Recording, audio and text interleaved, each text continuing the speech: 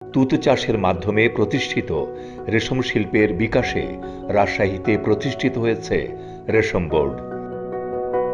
রেশম থেকে উৎপাদিত সিল্ক শাড়ি ও অন্যান্য পোশাক অর্থনৈতিক সমৃদ্ধির পাশাপাশি রাজশাহীকে এনে দিয়েছে এক মর্যাদার আসন।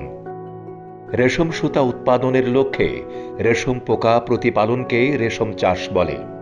রেশম চাষের ৩টি পর্যায় রয়েছে।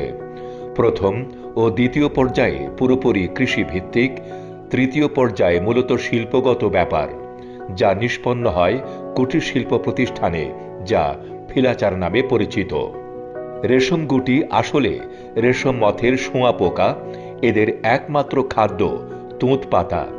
রেশম গুটি বা কোকন দেখতে অনেকটা গোলাকার ডিমের ন্যায়, যেখানে একটি মাত্র সুতা সমকেন্দ্রীয়ভাবে বিন্যস্ত থাকে। কোকন তৈরি হতে